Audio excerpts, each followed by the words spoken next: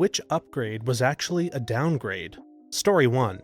The change of some products, especially software, from a you buy it, you own it, to subscription-based models where you lose access once the subscription ends. Hell, it's happening with hardware too. Blink cameras, etc. They turn to crap without ongoing subs. I bought a new Samsung phone recently. The camera hardware has potential and the test read like, with later updates the camera will use its full potential. Now they released a new version of the phone with hardware identical but some software features. Are they kidding? The phone is less than a year old and was released in early 2023. I love subscriptions. They tell me that I really don't need that product, especially when it's something for smaller tasks. Want to fix some blemishes from grandma's portrait? Oh, it's $89.99 a year or $12.99 a month for that touch-up software? Screw it. Pimples stay there. I used to spend more money on software when subscriptions became a thing, but these days I spend way less than before by just deciding not to need that crappy used to be $4.99 app that's now a $9.99 per month premium service. Subscriptions are liberating. Story 2. Touch buttons replacing physical buttons, especially in cars. My doctor's office moved to a new building and they got mostly new equipment installed to replace the old stuff in the original office. The BP machine used to be this big clunky thing that had a few buttons on it and my doc would be able to start it without even looking. Now it's a fancy touchscreen device and instead of starting the machine with one button, he has to swipe, tap, scroll, swipe, tap. He said he doesn't like it either. It's something they use often and it's so cumbersome now. Yeah, and you have to pay for that new equipment. The old stuff worked just fine. This is a big complaint I have about dentists. I go into their offices and I see bright shiny new equipment and all I think about is how much of my bill is having to go to pay for this crap. Have lost touch, but I had a college buddy whose dad was a dentist, and he was and is going to be one and take over his practice. He said that it was crazy in dental school the amount of offers for employment by VC firms offering you an office and all the latest equipment. Basically, how could you turn this down until it comes out that you make crap, your patients pay out the ass, and you have to advertise for certain things? Basically, you become a salesman versus a dentist. I've never been to a dental office that actually felt like a medical office. They've all felt like smarmy used car salesmen. I went to a smarmy dentist for years, but recently switched to a different dentist a little closer to home, and it's a one dentist office, privately owned, and he runs it as he did 40 years ago. Has some new equipment, but nothing that seems unnecessary. It's so nice. The only downside is I expect him to retire in a few years. Story 3. Hewlett-Packard added anti-hacking safety features to all of their ink cartridges to guard against the risk of people having their computers hacked by counterfeit ink cartridges. Of course, an unfortunate side effect of that new safety measure is that you can't use any ink cartridge from any supplier other than HP in your printer. But that's a sacrifice they had to make in the name of cybersecurity. Like, seriously, I was getting YouTube ads for months in which HP was trying to sell this feature as a positive. I don't know how people can sleep at night selling such an outright and obvious lie. That's the fun thing. It's not an anti-hacking feature. Those ink carts don't have enough memory to hold a malicious program, and even if they were altered in a way that they did, then the printer wouldn't be a viable vector for an attack. No, it's an anti-consumer feature designed specifically to maximize returns for shareholders. Don't buy HP. Windows is doing something similar, which I'm not a fan of. Just set up a new laptop and oh my god, the process of installing Chrome and disabling Edge is such a nightmare. You literally have to go change a hidden setting to be able to download programs from the internet, not the Windows Store, under the guise of only using safe and approved applications. And even then, every step of the way, the computer is screaming, "Edge is really cool, you should use it instead." We've recently had an issue where there's a cartridge subscription. Your cartridges almost run out. They send you a new one. Good idea, right? No, you cannot use the official HP cartridges that you buy separately. What if you run out of ink and you cannot wait for new ones? You're just screwed. Your printer will start to whine that it's not the cartridge it expected and whatnot. This whole idea was a massive downgrade and downright a scam. Story 4. All these smart appliances. I don't see the use of these washers and refrigerators with touch screens and internet connectivity. They have so many points of failure. Just give me a bare bones fridge that will last longer than me. Our oven stopped working for 10 minutes because it was going through an update. My last toothbrush wanted me to install an app and register an email. I'm glad I have a trash email for all these registered email requests that I'm never going to think about again.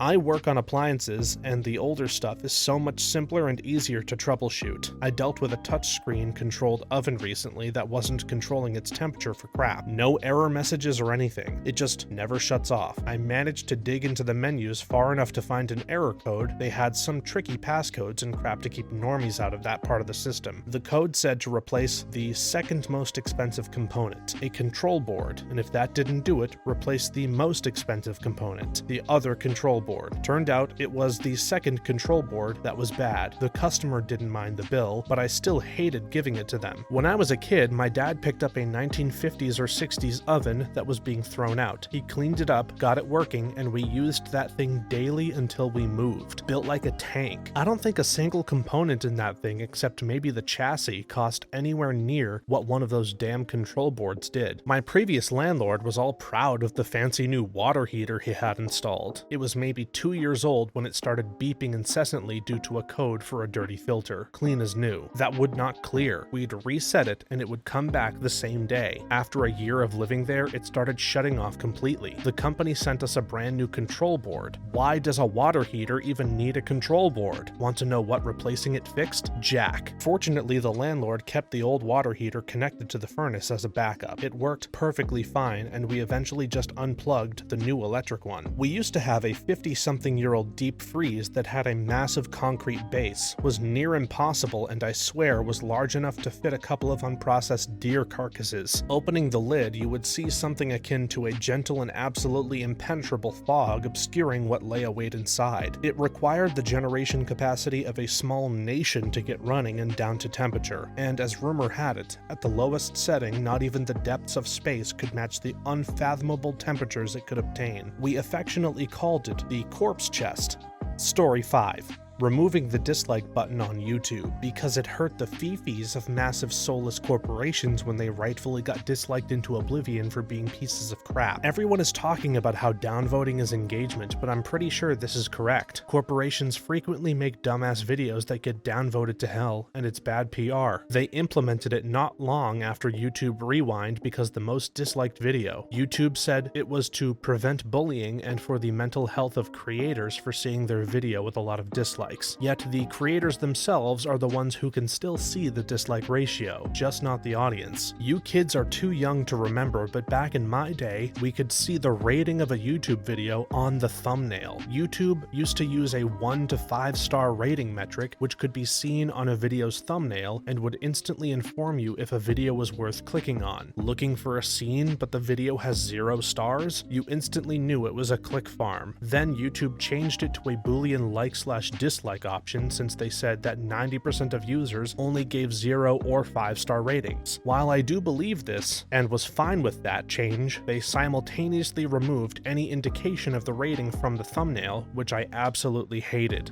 Story 6. Starting January 29th, Prime Video movies and TV shows will include limited advertisements. This will allow us to continue investing in compelling content and keep increasing that investment over a long period of time. Screw you, Amazon. I got that notice from Prime the same day I got a similar one from Max, followed by several emails from all my streaming services notifying me about the new anti-account sharing measures. They really all just went all in on this crap. Yes, I'm sure as hell Netflix will still continue to cancel good shows at the same rate. At least that one came free with my phone. It's like ransomware. Let me take this perfectly good thing, screw it all up, then charge you money to put it back. It would be the same business model to set up a first aid kit booth outside their HQ, then stand outside with a baseball bat, creating the need as the first step in sales. This really has me thinking and researching if it's worth it anymore. Or do I pay the $200 a year in extra shipping costs to get away from this? I used to think Prime TV was a great add-on to their service. This may change that. We currently have over 6 paid entertainment services on top of the internet/cable service, and I have told my family we need to start cutting back. This may get Amazon Prime on the chopping block. I'm in the same boat. Hulu and Disney Plus just announced that they will limit sharing to households too, so we've come all the way back around to cable essentially. I think I will just pick up one service at a time. I can't keep up with all the different services and their ever-changing rates. Story 7.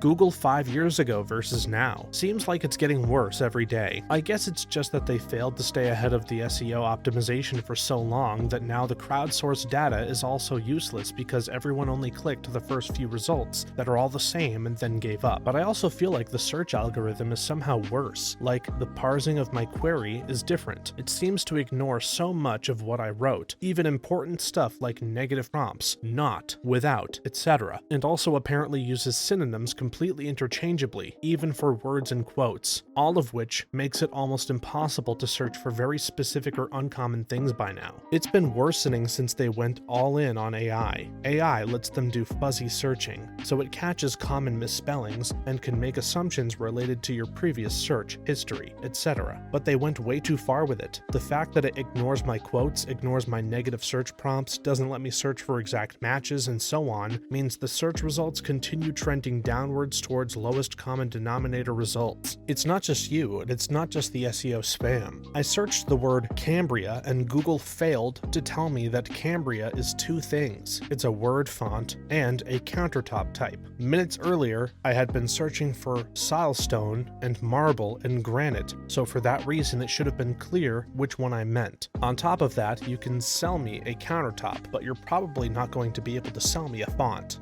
Story 8.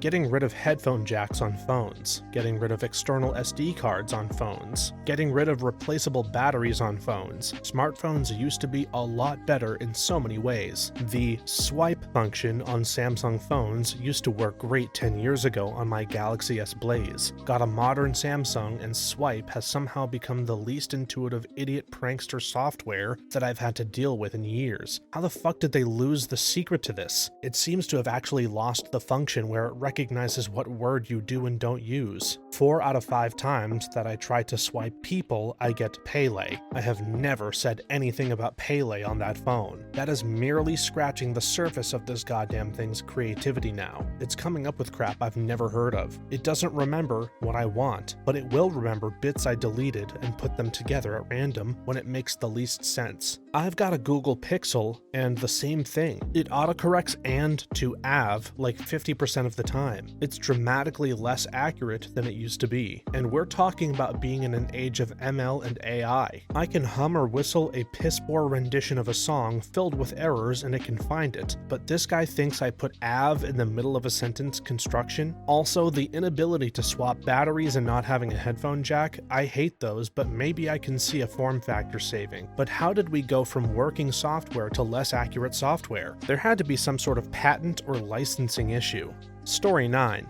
I was promoted to a higher management position that happened to be on the night shift. They decreased my salary because the night bonus would compensate for the difference. Same vibe, moved up from supervisor, night shift, to manager, afternoon shift. And because I lost the night shift premium, my salary went down. Bruh, you are giving me 10 times the responsibilities and I still work late nights because it is expected as a manager, and you're paying me less? What the actual fuck? That gives me vibes of a place I interviewed at last month when I was looking for a job. They said they hire people paying them at the right rate, and that's what you make for the entire time you're at the company. You never get a raise, even with a promotion, because you're being paid the right amount, which is sort of weird. They were literally bragging about never giving anyone a raise ever and acting like it was a good reason to work there. I mean, at least they warn people about this during the interview, so it's your own damn fault if you work there. I never got a job offer from them after the interview, which doesn't really matter because I wouldn't have said yes, even if they had offered me something. A little over 20 years ago, I was working my way through school as a bartender at a local sports bar and restaurant chain. They had 3 or 4 locations. I worked about 20 to 25 hours a week, got paid about $10 an hour, and made about $7 an hour in tips. Let's call it $400 a week. One of the owners wanted to promote me to assistant manager. I didn't ask for this, as I was going to graduate with an IT degree in about 3 months, at which point I was going to get a better job pretty much immediately, and I knew this. Owner dude has me drive an hour and a half to meet him at the flagship restaurant, sits me down and tells me what a huge opportunity being an assistant manager is going to be for me. Tells me I'll have to work 60 to 80 hours a week, and that he was graciously willing to offer me a salary of $500 per week. I did not hesitate to nope the F out, and this pissed owner dude off so bad that he wanted the GM of my restaurant to fire me, which he refused to do. What an idiot.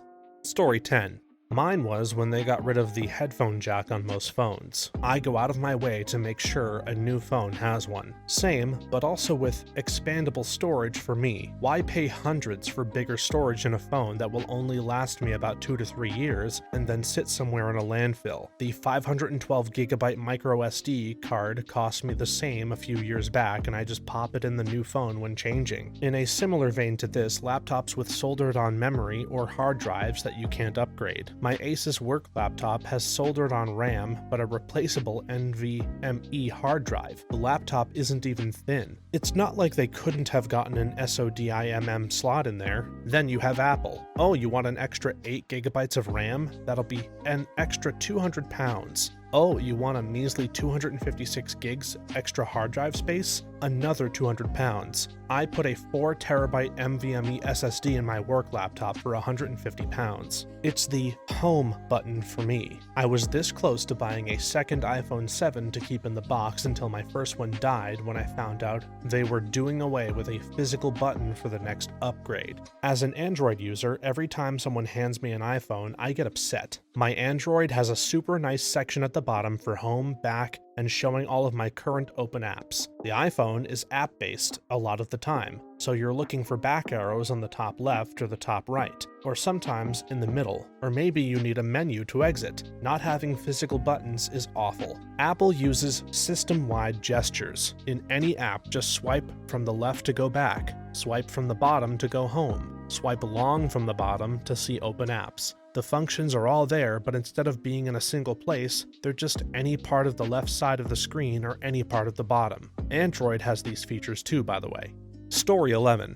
Definitely streaming services. We were all fooled by Netflix's initial success. It had nearly everything at a low price and was super convenient. So convenient, in fact, that rental shops pretty much went out of business in a few years. But aside from those few years, it has ultimately become a huge L for consumers. Other companies wised up. Everyone and their mother were starting a streaming service. Tons of movies stopped being available, and to have decent availability, you have to spend $50 per month on streaming alone. Packages became more expensive overall, and tons of properties just fell in a dead zone where they're not available anywhere through legitimate means. Ads started appearing in paid plans, and now it's pretty much just cable TV again. In retrospect, rental stores were not that inconvenient. They were everywhere and they had almost anything. They rarely didn't have a title at all, and at least for me, the cost is more or less the same across the long term. Yeah, if you were watching stuff constantly through rentals, it would be more expensive, but it's been years since Netflix had more than one thing per month I bother watching. My favorite is Amazon Video, where you pay for the Prime Video service only to not have access to anything because it unlocks the ability to pay for another subscription to watch what you want. You need like 5 or 6 different subscriptions on top of the Prime one to watch anything on there. This crap right here. I open Prime Video and see something interesting on the main screen, but lo and behold, I need Freeview or WhoView or Modu or Disney or Paramount, or insert obscure service hosted on a server in some dude's basement who bought an affiliation to Amazon. Each one costs nearly as much as Prime. Each one I can't spell and never heard of. But wait, you can just watch it with ads. Just like back in the 90s. Just pay $9.99 for a rental. $19.99 if you want the non-pixelated HD version. Big savings.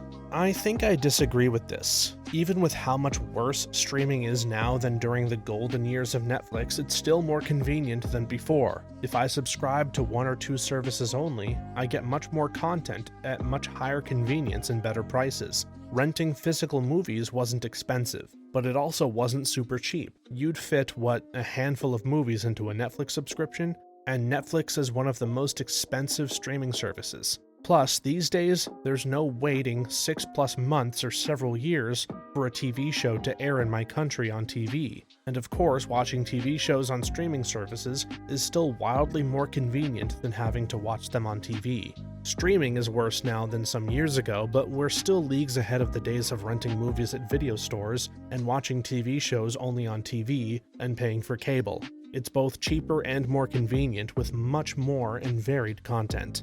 Story 12. My pay rise that is well below inflation. I just got a 3% COLA raise. and at least my boss didn't make it seem like he was doing me a favor. He actually sounded disappointed he couldn't do more.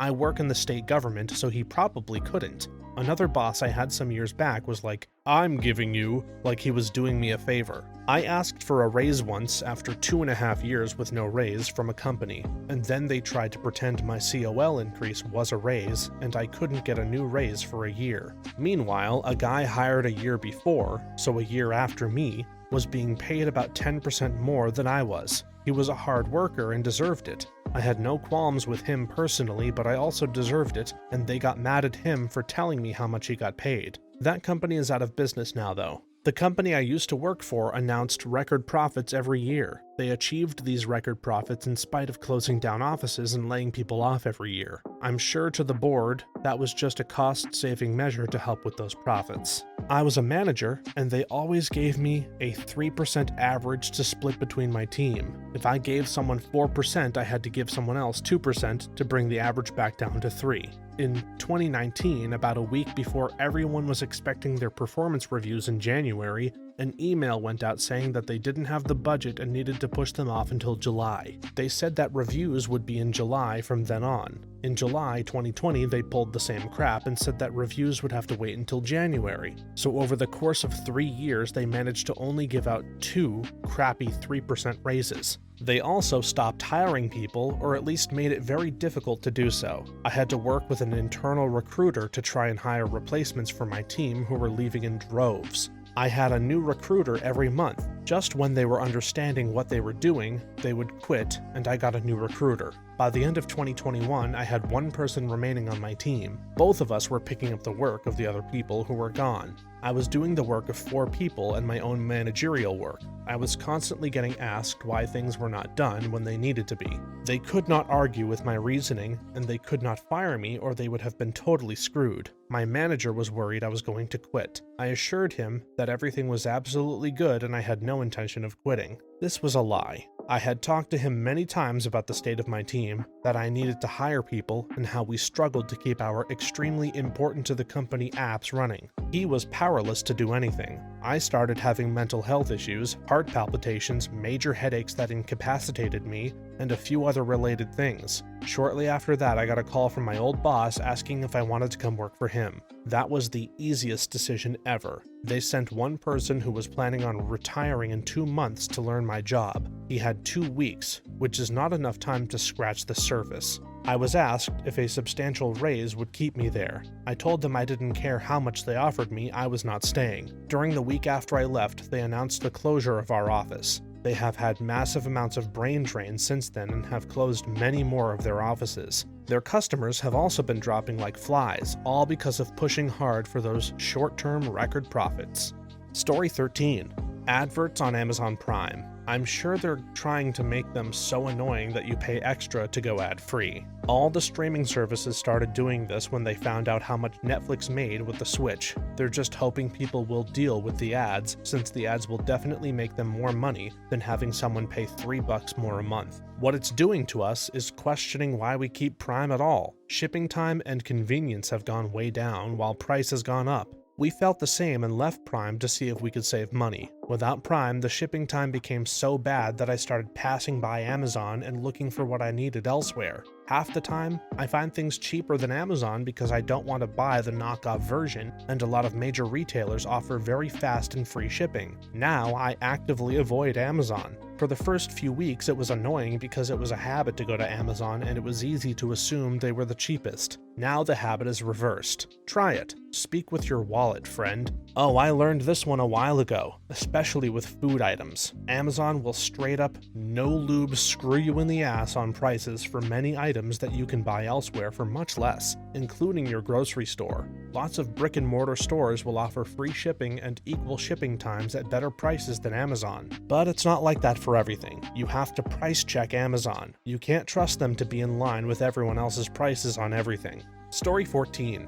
The use of QR codes at some restaurants instead of a physical menu. Yeah, I'm on the fence. It annoys me, but at the same time I can appreciate the upsides, such as one less surface to clean, better for the environment, less likely to be inaccurate, etc. They are quite good for a standard cafe or similar type of hipster-level food place.